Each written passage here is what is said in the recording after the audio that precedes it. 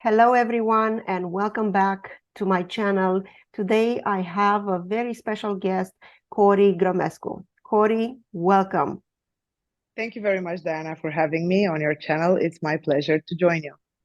So I have to tell you a little bit about Cori. Cori is a nutritionist with 17 years of experience in designing personalized weight loss intervention for metabolic health syndrome. Her system is rooted in science-based approach in dietary counseling, and she also uses mild intensity programs that are accessible for anyone, and they are accessible everywhere with minimal equipment and accessory. Cori has, as I said, 17 years of experience, and she coached more than 35,000 clients worldwide, and she helped those people to implement these very sustainable and flexible lifestyle interventions. And not only that, but she's also the founder of CRAVE Bespoke Nutrition, which is an app that becomes a tech nutritionist for metabolic health and weight loss. So with that, I would like to give Cori the opportunity to say a couple of words. Thank you very much for having me. I've been following your activity and your channel for quite some time now, and I really appreciate the quality of the information you deliver to your subscribers. It's a great honor for me to be part of your ecosystem, and I am really looking forward to sharing the knowledge that we have, because I feel that our visions and our scientific approach is very similar and compatible in terms of we both want to create a path and a journey for our clients, for your patients, for my clients, so that they can actually operate a sustainable change that will eventually become a lifestyle for them in order to promote health. This is really important. Health promotion and maintaining and preserving health is so important nowadays, especially in the current ecosystem.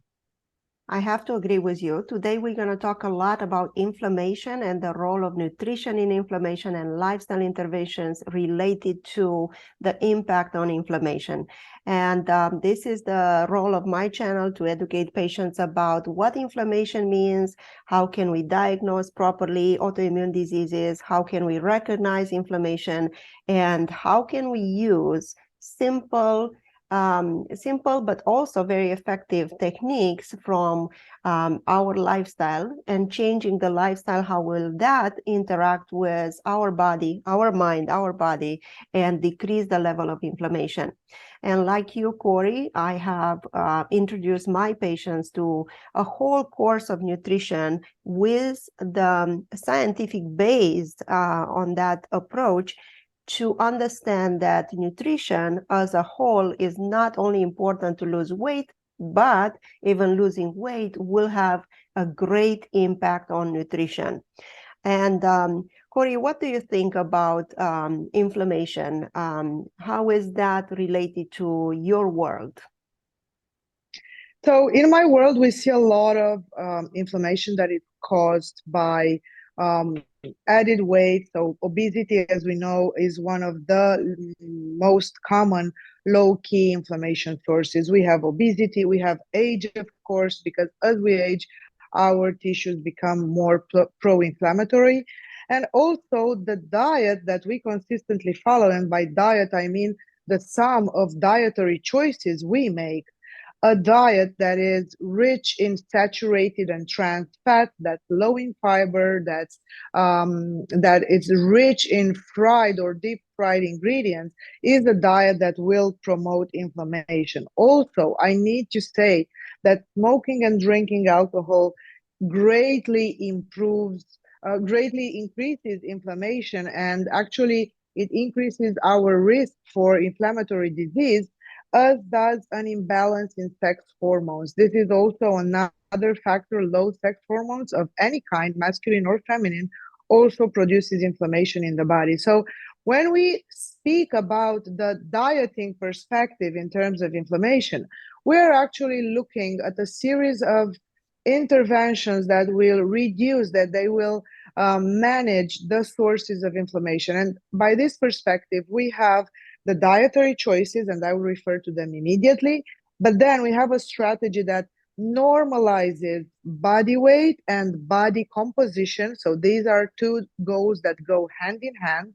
We need to promote fitness and exercise, but not as extremely strenuous, extremely intensive exercise routines, but rather constant, mild, moderate exercise as part of our everyday lifestyle. And we need to promote mindfulness and stress management, because this is also one of the most severe causes of emotional distress and then metabolic stress, and it's an aggravating factor of our modern lifestyle, unfortunately. I do agree with you, and those are the interventions that I propose to my patients. One is nutrition and personalized nutrition, like you are talking and like you are actually promoting, because not all of us, when we talk about nutrition, not all of us, we have the same values culturally, or the same preferences. And some patients with autoimmune diseases might actually have certain sensitivities to gluten, or certain sensitivities to certain foods, or even foods allergies. And someone like you bringing personalized nutrition to the patient needs, it's absolutely vital in the management of autoimmune diseases. Thank you very much. I was going to emphasize the fact that not all diets are created equal, and this is something very important to understand.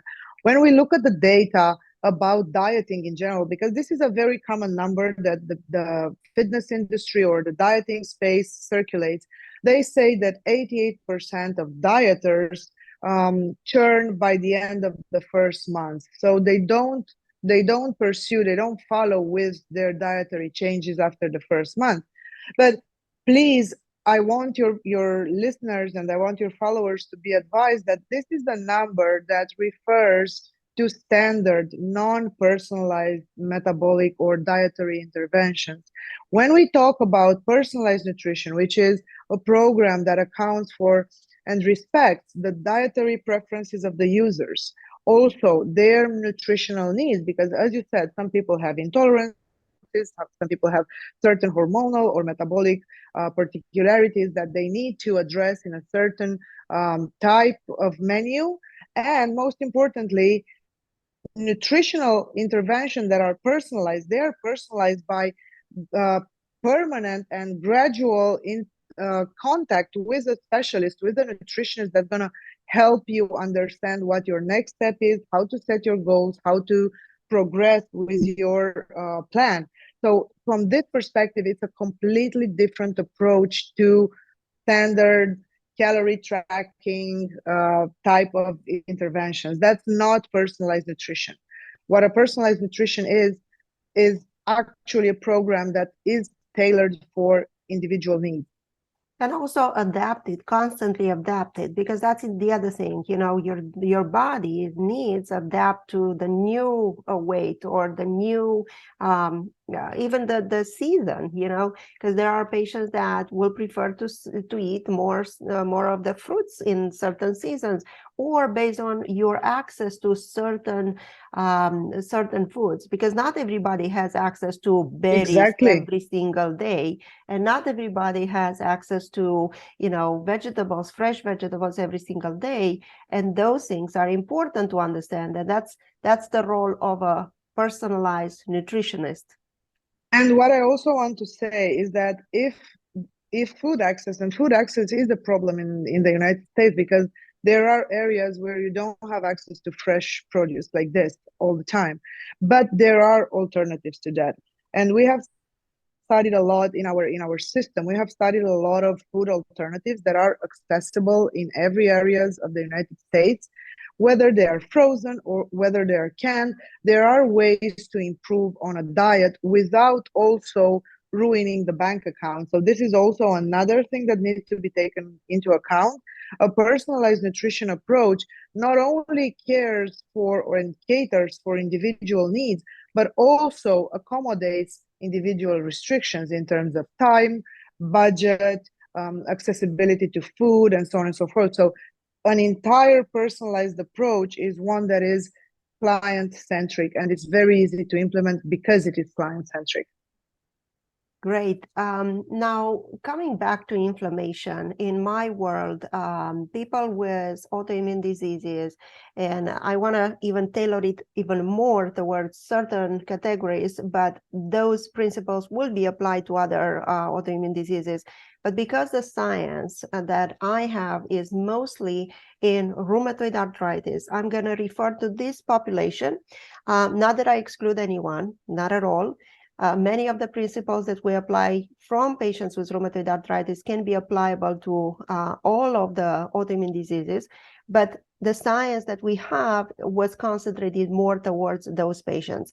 And in those patients, we talk about the role of nutrition, and we have evidence, like science evidence, data, very strong that certain types of nutrition plans like Mediterranean diet have a great anti-inflammatory effect.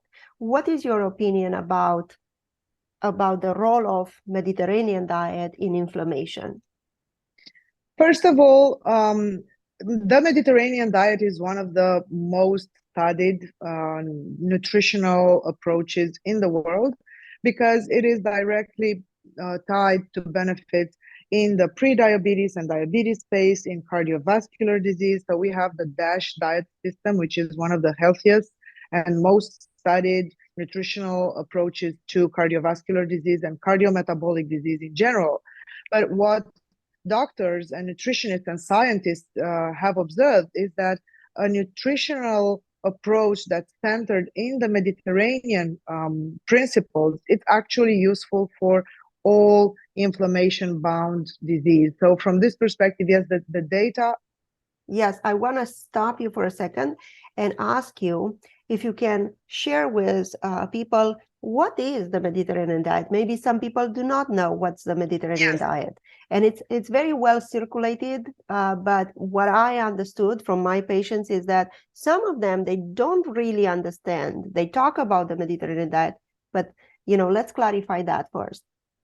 Okay, so first of all, when we speak about the Mediterranean diet, we do not speak about the American Mediterranean diet because this is a very big difference, especially for us coming from Europe. We immediately see the difference. So the American Mediterranean diet is a carb-rich, cereal-based Mediterranean approach, means that you consume a lot of cereals, a lot of bread, pasta, cereal-based products, and vegetables and fish. So this is a cereal-centric Mediterranean diet, whereas the true Mediterranean diet, and the one that has been extensively studied, is the one found in the Greek islands, in the Mediterranean space, where actually, because of the climate, there weren't too many cereals. So the traditional, the authentic Mediterranean diet is not a cereal-centric diet. It's a plant cereal. It's a plant, fish, and fruit centric diet. So by this, I refer to the fact that, first of all, a Mediterranean diet is a diet that consists of unprocessed ingredients, meaning that the fish, the dairy, the fruits, the vegetables, they are consumed in their natural state, as close to their natural state, minimally processed. You eat the fish as it is. If you eat meat, you eat the meat as it is. It's usually the entire animal that gets eaten is not just the tenderloin or the chicken breast. You eat the entire animal. This is very particular to the Mediterranean space, especially because food was scarce, nothing was wasted. So another important aspect to consider is that we should focus on eating whole foods, whole ingredients more, rather than specific cuts and specific types of selective ingredients. So plant-centric means that with every meal we have a good amount of vegetables, various vegetables, a minimum of 800 grams of vegetables a day. That would be 2 handfuls of vegetables with every meal. And the important aspect to consider here is variety. We need, for gut microbiome health, we need at least 30 different vegetables eaten throughout the week so that we ensure gut health. This is really important for healthy digestion, for healthy gut. So that's why we consume on a Mediterranean diet, we consume a lot of fresh, unprocessed fruits and vegetables to ensure proper gut microbiome health, enough fiber and enough vitamin and antioxidant and mineral diversity to cover our nutritional needs. Second of all, I mentioned that the traditional Mediterranean diet is not a cereal-centric diet. So while it is not a low-carb approach, you have the cereals, you have the potatoes, you have the high-carb concentrate. In fact, what is specific to this diet is that the cereals are unprocessed, so you would usually eat not refined cereals, but whole cereals that are rich in fiber, they're richer in protein. They're usually more heirloom types, so their gluten intake is naturally lower because of the way it is cultivated. That culture is grown in those areas, and also because of the way the Mediterranean diet was created, you have a lot of fished. So it's fish, but it's small caliber saltwater fish. And then in terms of meat, you don't have a lot of meat, but it's not missing from the diet. So you would have white meat coming from chicken or turkey, but it's the whole animal, it's whole product, not just specific cuts. And red meat, because in the Mediterranean space, red meat is a valuable meat. You would actually eat occasionally red meat. So it's not a meat-centric approach. In terms of dairy, what we observe in the Mediterranean space is that we have a lot of fermented dairy like kefir and ayran and yogurt, Greek yogurt, that's high in protein, is naturally fermented. And we also have unprocessed cheese. So from that natural dairy byproduct, we have cheese, but it's not an industrialized cheese manufacturing. So actually, it's not a dairy-rich diet. I would say that it's more like, we could best define it as a flexitarian approach, that plant-centric, rich in seafood and various types of whole meat as protein sources, eggs, of course, which is also another source of great proteins. And we also have a good amount of vegetable protein added to the diet, so that it's actually a very, very balanced menu. For the fat intake, because this is also important, we don't see processed vegetable fats. We see a lot of unfiltered olive oil. We see raw olives. We see nuts that are not fried, they're raw nuts, and avocados that have been like added to the more recent years. That's a recent addition to the Mediterranean diet, because that's also a very healthy fat. So we see a lot of unprocessed natural ingredients and a huge diversity of products. That's a typical Mediterranean diet.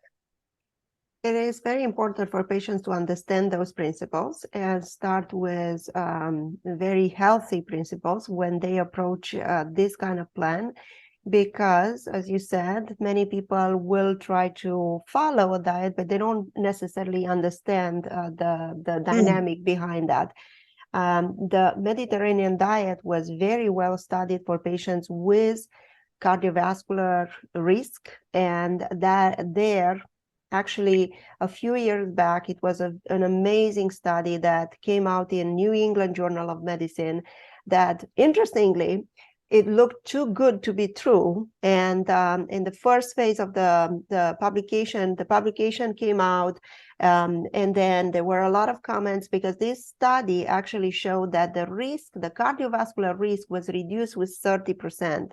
And no medication that we have today in our very, very civilized world with a lot of knowledge, no medication was able to decrease the cardiovascular risk with 30%. So when that study came out in 2015, they withdraw the study based on the criticisms that they receive based on the results. But then they republished the study in the same journal 2 years later and made some addition. And the additions were that those people that eat more nuts and more olive oil with the same diet, the Mediterranean diet, they still had a decrease in the cardiovascular risk with 30%, which is absolutely great.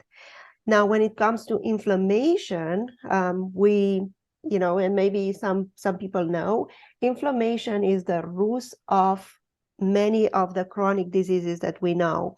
And inflammation is not only part of the autoimmune diseases, but inflammation is happening in people with diabetes. Inflammation is the cause of atherosclerosis, and atherosclerosis is the cause of more cardiovascular risk, increased cardiovascular risk. And inflammation is also the cause of the damage that is happening in autoimmune diseases. So if you address inflammation, not only for decreasing the risk of developing autoimmune diseases, you're going to have a healthier life overall. You're going to have less risk for strokes, for heart attacks, and less risk for diabetes. And less risk for unspecific immunitary depression in general, because you are more robust as an individual. And this is something that I would like to mention, because people often, especially in the United States, I feel that they get discouraged by the amplitude of change they need to operate at first, because the standard American diet is very far from what we are talking with Mediterranean diet and with plant-centric approach and so on and so forth. But I need to mention this. The benefits of reduced inflammation start to be visible simply by adding vegetables to your current diet. So you don't really need to start by eliminating everything and then figuring out how to eat those weird ingredients that you've never heard of. Most people have never heard of the plants and the vegetables and the fruits associated in the Mediterranean diet, because they're not very common in the United States. But simply by adding vegetables to a current diet already has benefit. Like you mentioned, simply adding raw nuts to your snacks instead of having them roasted and salted adds on to the health benefits. Switching from eating very processed meat cuts that are even pre-cooked or semi-prepared, they're the frozen food. Simply switching from frozen foods to unprocessed ingredients already lowers inflammation, because how we know we have an inflammatory status in our body, and this is important to mention. So of course, in terms of rheumatoid arthritis, it's very obvious because we have the pain in the body. We have the body pain, we have the myalgia, so we know that there's something going on in our body. But when we observe we have chronic fatigue and poor sleep patterns or insomnia, or when we have mood swings, like our energy levels are fluctuating like this throughout the day, we feel depressed for no apparent reason. So our energy level drops and we are unable to self-regulate our emotions. Or when we observe, and this is really important, especially I was surprised when I relocated to the United States at the amount of antacids found in every supermarket.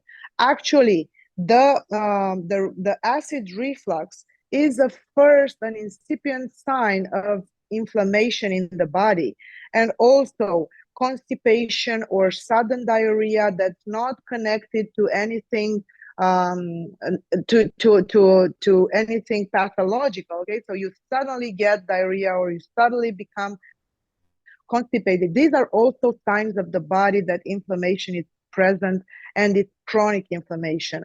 Another thing that we notice as signs of inflammation in the body, sudden weight loss or sudden weight gain. When we observe, like some of my clients told me I started inflating. I felt like I was inflating. I was gaining weight so fast, and I wasn't eating as bad during that moment. It usually happens after a prolonged period of stress or prolonged period of insomnia that you see a boom in your weight gain. That's a very thorough sign of inflammation. And also what you see as inflammation is frequent urinary infection. So especially in women, we have this recurrent candidosis or urinary tract infections that are, they don't have an apparent cause, they just appear from time to time. That's also a sign of inflammation in the body, because actually chronic inflammation depresses the immune system and it starts manifesting in various areas of the body. For rheumatoid arthritis in particular, I feel that people should be very careful at the micro signs at the digestive level first, and then the mood swings, because these are the first, actually the first signals in the body that tell us that something is going on with inflammation in our system. I do hear patients telling me about brain fog and Yes. being extremely fatigued. And those are also very, very powerful signs of inflammation. Now, because we are talking about the Mediterranean diet, how do you think about a modified Mediterranean diet that will apply to patients with rheumatoid arthritis? What are your recommendations there? So, first of all, as I discussed, most patients who suffer from rheumatoid arthritis also need to lose weight. This is something that, first of all, stresses the joints, and I have this feedback from the years when I was also coaching clients in fitness, and I was a group fitness instructor.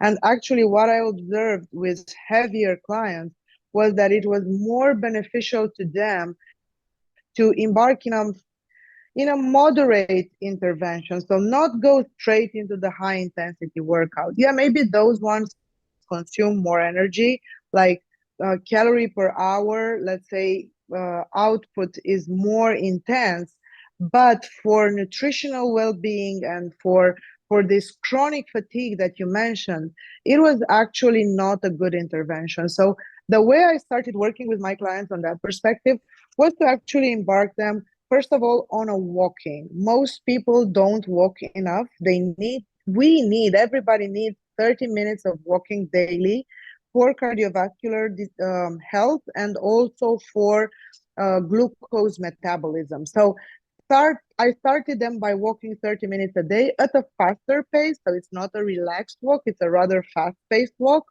And then I always recommended starting with very low intensity body weight exercises.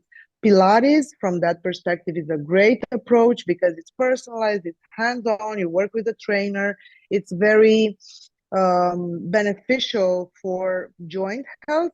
But truth is, not most people can afford that. It's an expensive workout type, but we can all do body weight exercise, like mild crunches and stretches and exercise like body weight push-ups, squats, lunges, crunches, planks. These are the fundamental movements that we need to do to move our body, to actually activate the muscles in our body.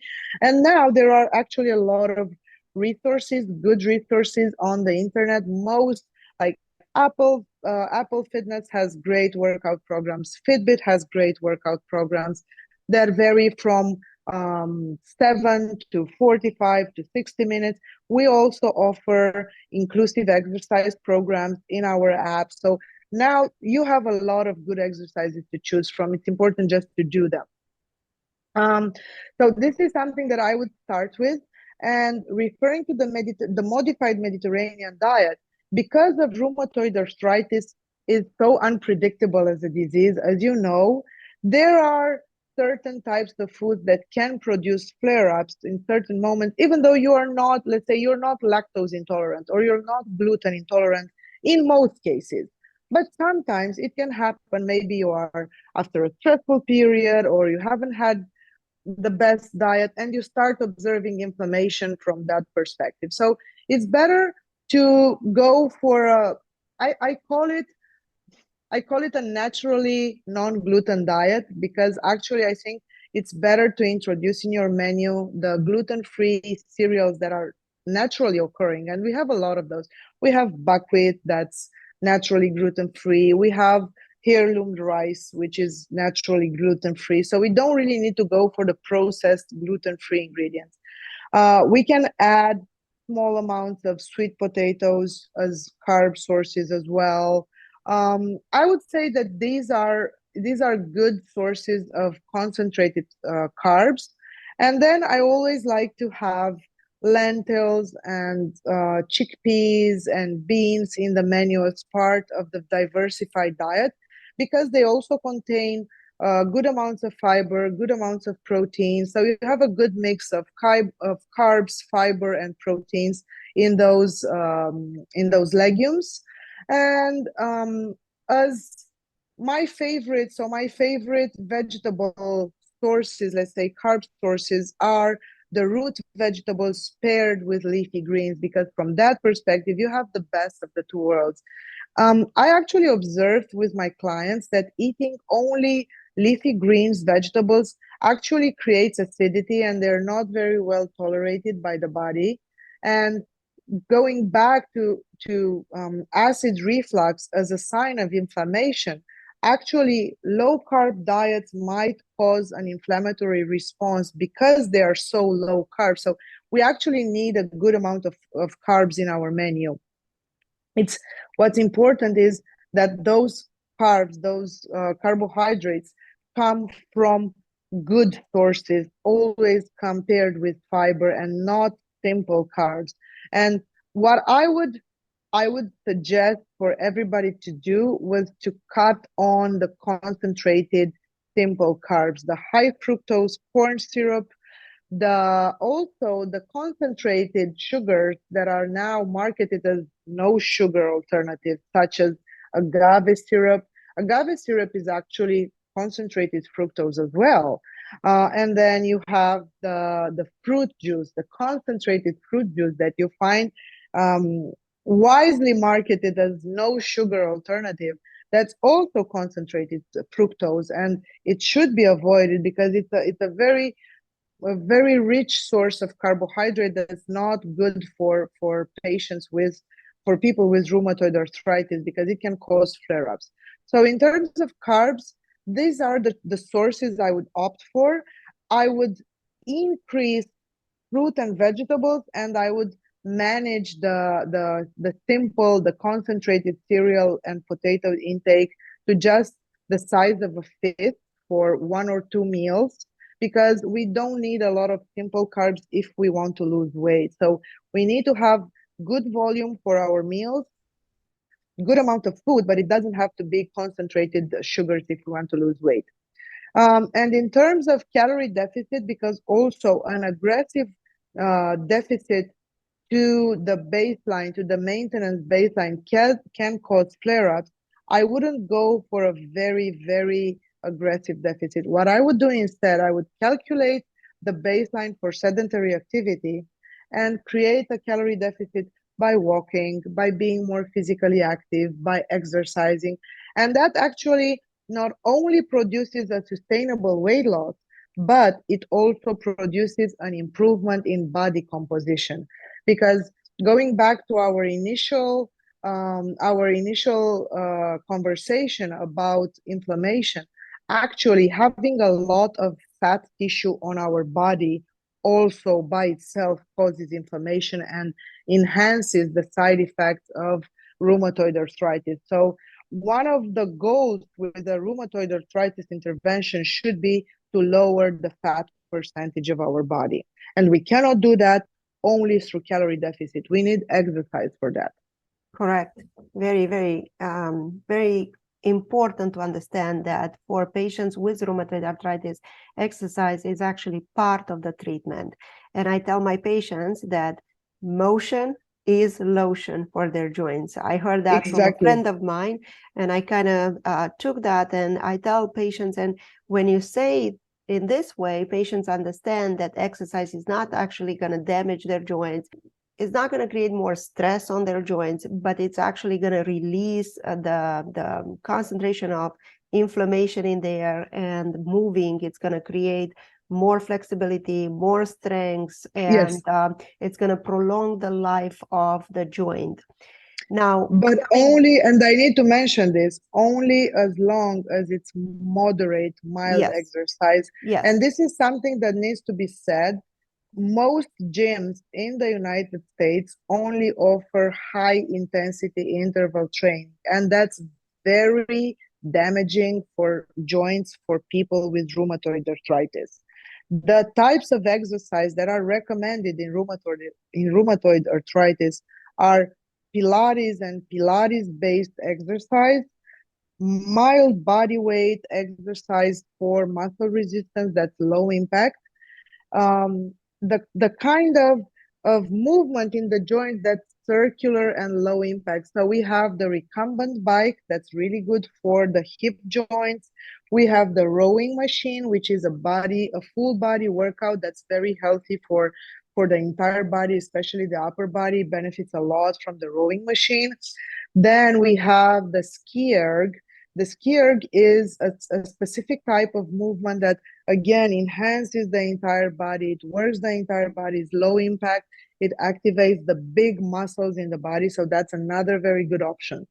What people with rheumatoid arthritis should absolutely avoid is high intensity training, whether it's running and weights, whether it's Tabata or boot camps, or those types of workouts are extremely damaging for joints. And this needs to be said, because actually in this huge quest for performance that actually pushes America forward in the fitness space, there's very little option for people who do not fit that profile.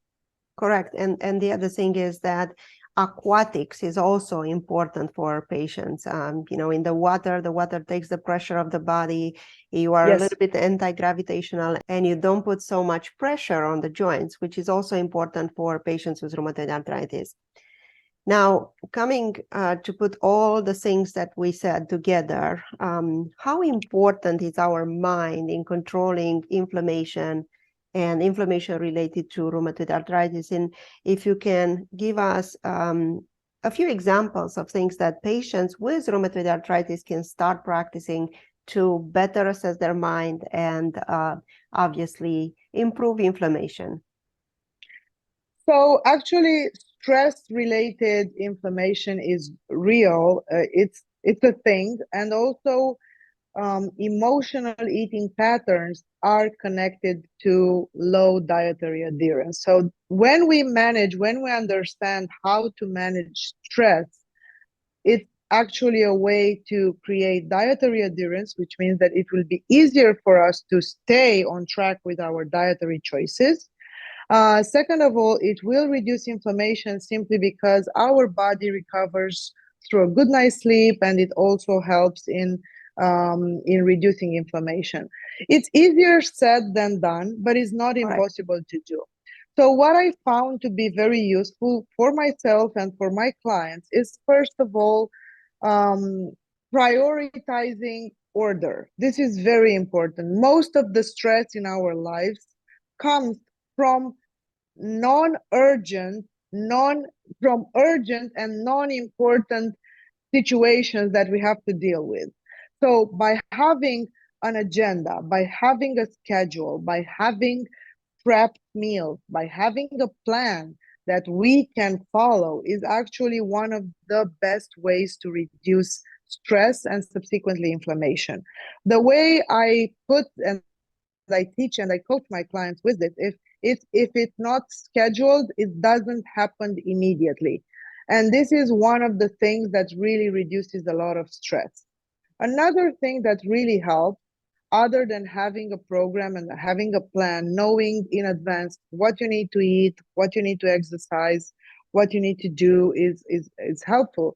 But what's also helpful is the constant practice of facing your stress. Okay, when we feel tired, when we feel overwhelmed with emotion, there's actually So there's an evolution to the negative state. We don't immediately explode. It's usually an accumulation of negative thoughts and emotions. If we are somewhere here and we start stopping those thoughts, and the easiest way to stop them is through breathing, the quadratic breathing it's called. This is a fancy name for a concentrated breath pattern where you inhale for 7 seconds, hold your breath for 7 seconds, exhale for 7, hold your breath for another 7 seconds. And you keep on doing this for 2 to 3 minutes. If you do that regularly, and by regularly I mean 2 to 3 times per day, you actually have this breathing pattern in most smartwatches. So both Fitbit and Apple Watch have it. For sure, other smartwatches offer this mindfulness tool to help you stay on track with this breathing. This is actually one of the strongest and most useful intervention in lowering stress. Another thing that you should be doing, especially if you feel that you are overwhelmed with stress, is to intentionally disconnect from screens. And I cannot state this enough. Our brain needs time to produce melatonin and to produce the hormones we need to actually fall asleep and get a restful night's sleep. In order to do that, we should have a circadian life rhythm, meaning that when it's dark outside, we should have the lights lowered in our houses as well, not expose our brains to very strong lights, very strong stimuli from TVs or video games or phones or laptops. So take the time to unwind, to reconnect to our family, to our loved ones, because by this emotional connection, by giving ourselves the time and the space to unwind, to take a mental break from our everyday activity, actually we set the bricks for a good night's sleep that's going to help us recharge, that's going to help us manage stress better. So I advise my clients to practice the quadratic breathing. This is actually very useful. To walk daily in sunlight. We need at least 15 minutes of sunlight every day.